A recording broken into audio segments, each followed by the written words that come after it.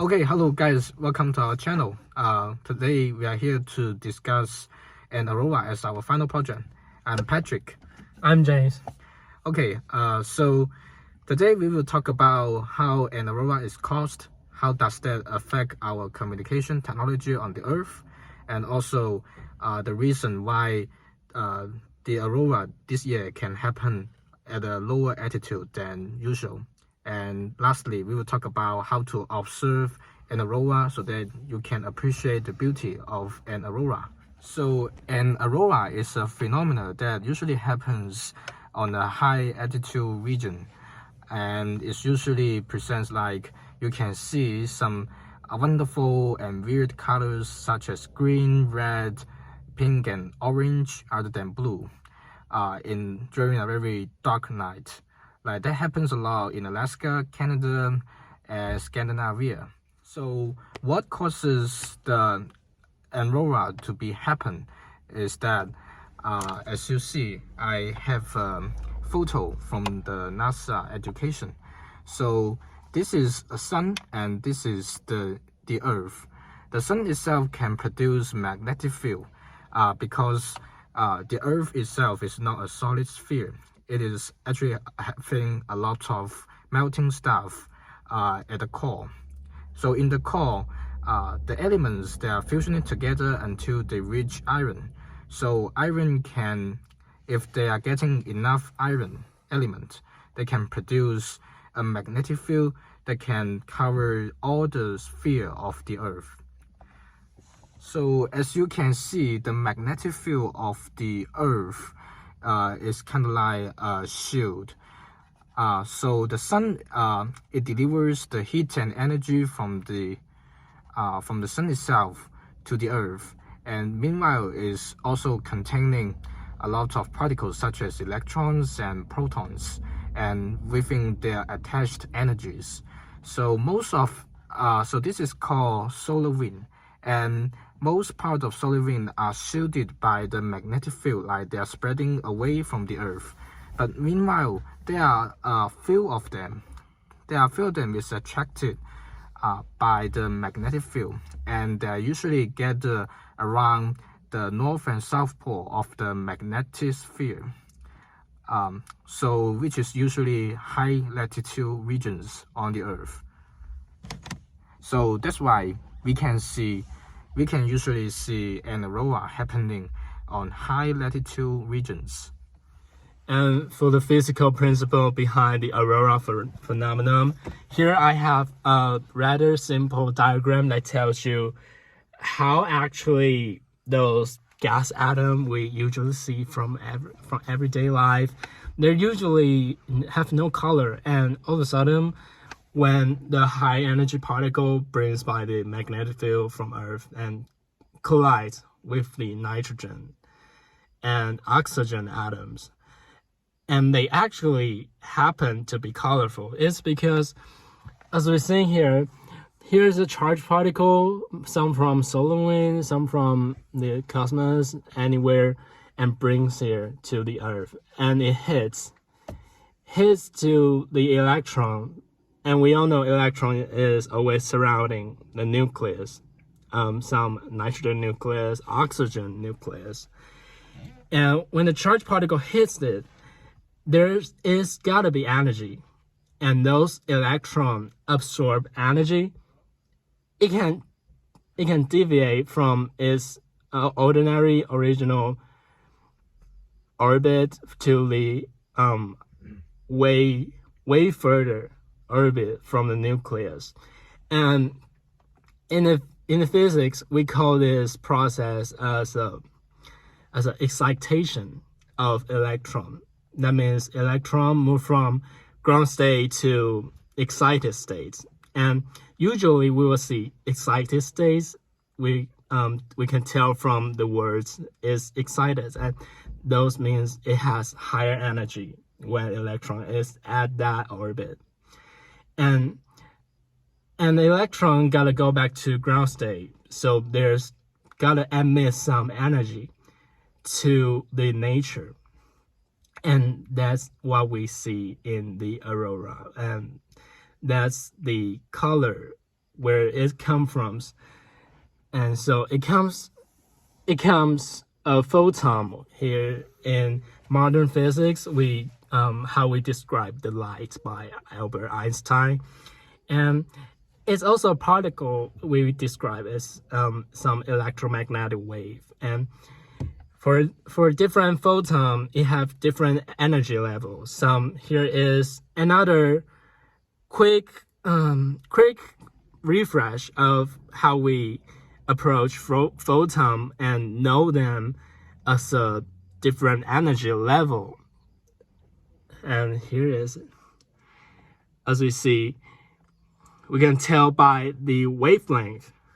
So here, on the right side, we have some purple and blue, and on the left side, we have red. And usually, some red light, those photons, they has some smaller wavelength,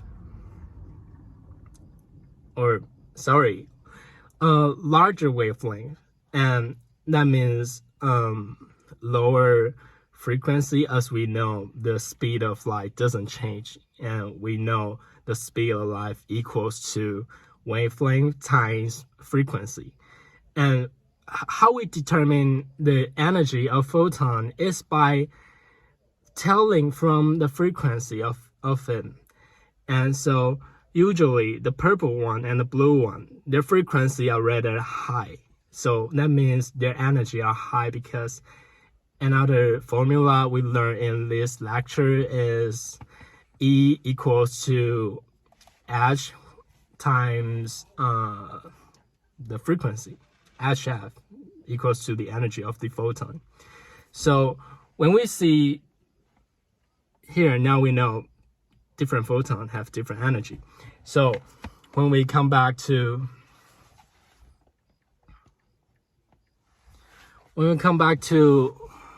this diagram, we can see those excited electron gotta emit some energy through photons to the nature, and we will see the color from that. And so here is some picture, pretty beautiful. That doesn't seem usual in San Francisco.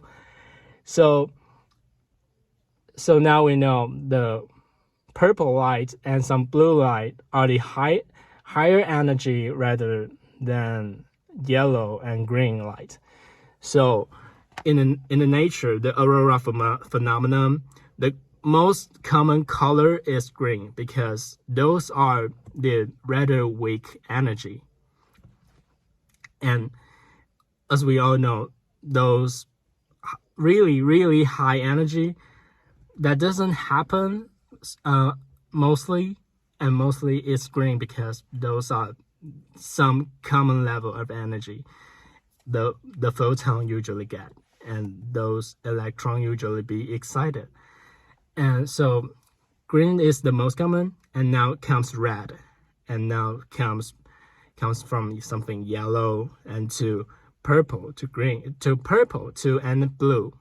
Those are the highest energy, and that's probably the simple guide to the physics behind the aurora. So then, after the James' explanation, it's very excellent to talk about how the particles coming from the sun are converting into the light by interacting with the protons and electrons that existing in the atmosphere of the Earth.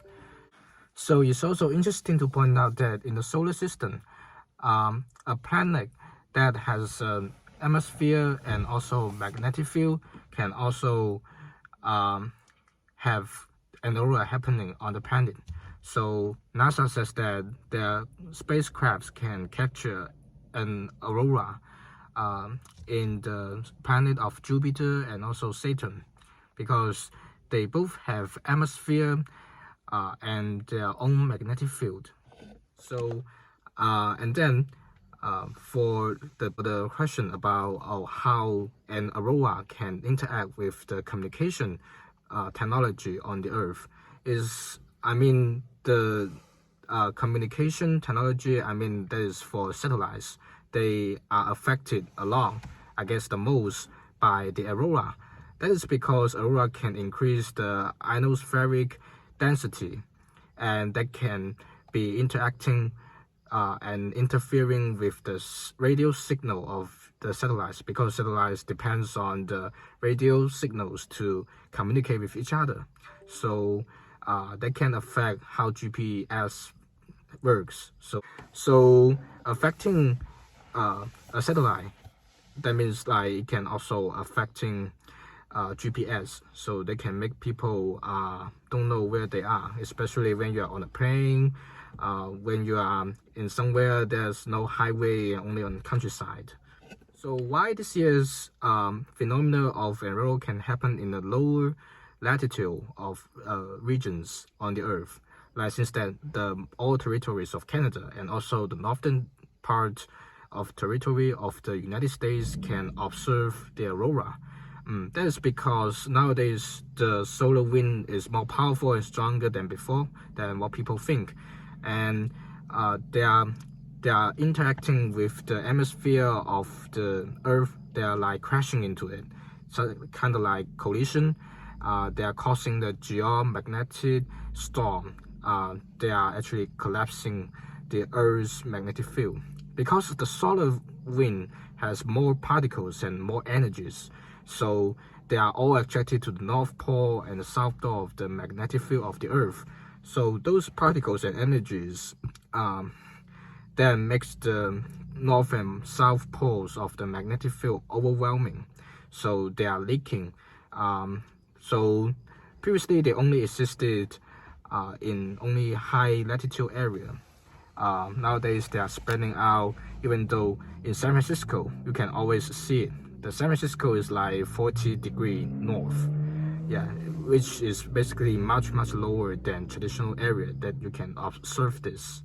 So the scientists point out that if you want to observe an aurora, you basically just have to be much away from the city and suburb area, because those areas produce a lot of light pollution that can interfect with your feeling about an aurora. It makes it not so outstanding.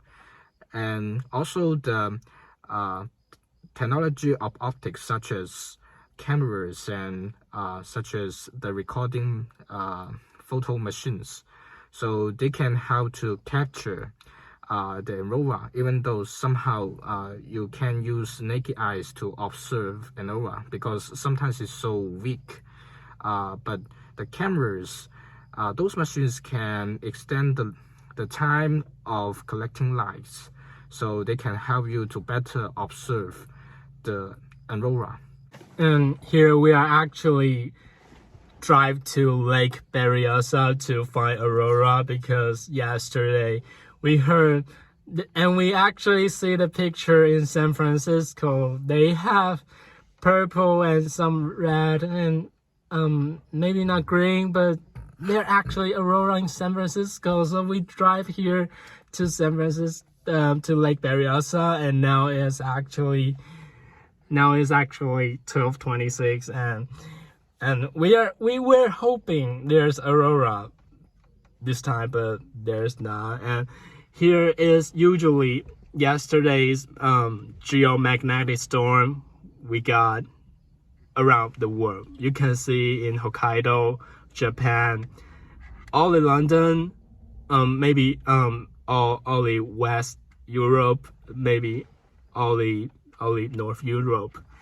And now here is the KP index right now. It comes disappear. We have 7.0 KP index to find the aurora. We're hoping it comes to 8. It comes to 9, and but that didn't happen. Now KP index dropped to 3.0, and we're actually going back home. So before trying to find an aurora, just search online about the actual dynamic map about the range where you can see the aurora, so which is very important. Okay, so here's the day. Thank you guys for watching we two guys explaining the phenomena of an aurora. Hopefully you can understand our explanation, and you guys have a nice day.